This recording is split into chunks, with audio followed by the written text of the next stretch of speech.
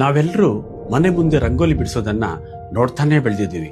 ಆದ್ರೆ ಅದರಲ್ಲಿರೋ ಆ ಗೆರೆಗಳು ಹೇಗೆ ಒಂದಕ್ಕೊಂದು ಸೇರ್ತವೆ, ಆ ಚಮತ್ಕಾರ ಏನು ಅಂತ ಯಾವತ್ತಾದ್ರೂ ಯೋಚನೆ ಮಾಡಿದ್ದೀವಾ? ಇಲ್ಲ ಅಲ್ವಾ? ಇವತ್ತು ಆ ರಂಗೋಲಿ ಗಣಿತದ ರಹಸ್ಯಗಳನ್ನ ಬಿಚ್ಚಿಡೋಣ. ಪ್ರತಿದಿನ ಹಾಕೋ ರಂಗೋಲಿ ಇದೆಯಲ್ಲ, ಅದು ಬರೀ ಅಂದಕ್ಕೆ ಮಾತ್ರ ಅಲ್ಲ. ಅದರಲ್ಲಿ ಗಣಿತದ ಸಿಮಿಟ್ರಿ ಮತ್ತೆ ಗ್ರಾಫ್ ಥಿಯರಿ ಅನ್ನೋ ಬಹಳ ಸಂಕೀರ್ಣವಾದ ವಿಷಯಗಳು ಅಡಗಿವೆ. ಈ ರೇಖೆಗಳು ಎಲ್ಲಿಯೂ ತುಂಡಾಗದೆ ಹೇಗೆ ಸುತ್ತು ಬಳಸಿ ಮತ್ತೆ ಶುರು ಮಾಡಿದ ಬಿಂದುವಿಗೆ ಬಂದು ಸೇರ್ತವೆ ಅನ್ನೋದೇ ಒಂದು ದೊಡ್ಡ ಆಶ್ಚರ್ಯ. ಮೊದಲು ಈ ಸಿಮಿಟ್ರಿ ಅಂದ್ರೆ ಏನು ಅಂತ ತಿಳಿದುಕೊಳ್ಳೋಣ. ಒಂದು ಚಿತ್ರವನ್ನ ಅಥವಾ ಒಂದು ವಸ್ತುವನ್ನ ಸಮವಾಗಿ ಅರ್ಧ ಮಾಡಿದಾಗ ಎರಡೂ ಕಡೆ ಒಂದೇ ತರ ಇರೋದನ್ನ ನಾವು ಸಿಮಿಟ್ರಿ ಅಂತ ಕರಿತೀವಿ. ರಂಗೋಲಿ ನೋಡೋಕೆ ಅಷ್ಟು ಅಂದವಾಗಿ ಕಾಣೋಕೆ ಕಾರಣನೇ ಈ ನಿಖರವಾದ ಅಳತೆ ಮತ್ತು ವಿನ್ಯಾಸದ ಸಮತೋಲನ. ಈ ಸಿಮಿಟ್ರಿ ಹಿಂದಲೇ ಆ ರಂಗೋಲಿಗೆ ಅಸಲಿ ಮೆರುಗು ಬರೋದು.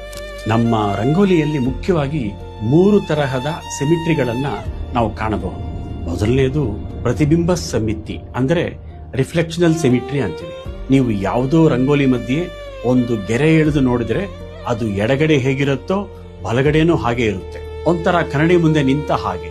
ಈಗ ನೋಡಿ, ನಾವು ಹಬ್ಬಗಳಲ್ಲಿ ಬಿಡಿಸೋ ದೀಪ, ತುಳಸಿ ಕಟ್ಟೆ ಅಥವಾ ರಥದ ರಂಗೋಲಿ ಇದೆಯಲ್ಲ, ಒಂದು ಕಡೆ ಹೇಗೆ ಬಿಡಿಸ್ತೇವೋ ಇನ್ನೊಂದು ಕಡೆನೂ ನಿಖರವಾಗಿ ಹಾಗೆ ಬಿಡಿಸ್ತೀವಿ. ಇದನ್ನೇ ನಾವು ಪ್ರತಿಬಿಂಬ ಸಮ್ಮಿತಿ ಅನ್ನೋದು.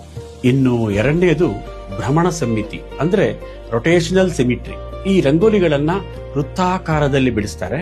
ಇದನ್ನ ನೀವು ಯಾವ ಕಡೆಯಿಂದ ಬೇಕಾದ್ರೂ ನೋಡಿ, ಅಥವಾ 90 ಡಿಗ್ರಿ ಇಲ್ಲ 45 ಡಿಗ್ರಿ ತಿರುಗಿಸಿ ನೋಡಿ, ಆ ವಿನ್ಯಾಸ ಮಾತ್ರ ಒಂದೇ ತರ ಕಾಣುತ್ತೆ. ಉದಾಹರಣೆಗೆ ನಮ್ಮ ಅಷ್ಟದಳ ಕಮಲ, ನವಗ್ರಹ ರಂಗೋಲಿ ಅಥವಾ ಈ ಮಂಡಲ ಕಲೆ ಇದೆಯಲ್ಲ, ಇವೆಲ್ಲ ಇದಕ್ಕೆ ಸೇರೋದು. ಇಲ್ಲಿ ಕೇಂದ್ರ ಬಿಂದುವಿನಿಂದ ಎಲ್ಲ ದಿಕ್ಕಿಗೂ ವಿನ್ಯಾಸ ಒಂದೇ ತರ ವಿಸ್ತಾರವಾಗ್ತಾ ಹೋಗುತ್ತೆ. ಮೂರನೇದು ಪುನರಾವರ್ತಿತ ಸಮ್ಮಿತಿ. ಇದನ್ನ ಇಂಗ್ಲಿಷ್ ನಲ್ಲಿ ಟ್ರಾನ್ಸ್ಲೇಷನಲ್ ಸಿಮಿಟ್ರಿ ಅಂತಾರೆ. ಅಂದ್ರೆ ಒಂದು ಸಣ್ಣ ವಿನ್ಯಾಸನ ಹಾಗೇ ಮುಂದೆ ಕಂಟಿನ್ಯೂ ಮಾಡ್ತಾ ಹೋಗೋದು. ನಾವು ಮನೆ ಹೊಸ್ತಿಲಿಗೆ ಅಥವಾ ಬಾಗಿಲು ಪಕ್ಕ ಈ ಬಳ್ಳಿ ರಂಗೋಲಿ ಅಂದ್ರೆ ಬಾರ್ಡರ್ ರಂಗೋಲಿ ಹಾಕ್ತಿವಲ್ಲ, ಅಲ್ಲಿ ಒಂದೇ ಹೂವು ಅಥವಾ ಒಂದೇ ಗೆರೆ ಸರಪಳಿ ತರ ಪದೇ ಪದೇ ಬರ್ತಾ ಇರುತ್ತೆ. ಆದ್ರೆ ರಂಗೋಲಿಯಲ್ಲಿರೋ ಅಸಲಿ ಗಣಿತ ಇರೋದು ಗ್ರಾಫ್ ಥಿಯರಿಯಲ್ಲಿ. ವಿಶೇಷವಾಗಿ ನಮ್ಮ ದಕ್ಷಿಣ ಭಾರತದಲ್ಲಿ ಹಾಕೋ ಸಿಕ್ಕು ಕೋಲಂ ಅಥವಾ ಈ ಗಂಟು ರಂಗೋಲಿಗಳನ್ನ ಒಮ್ಮೆ ಗಮನಿಸಿ.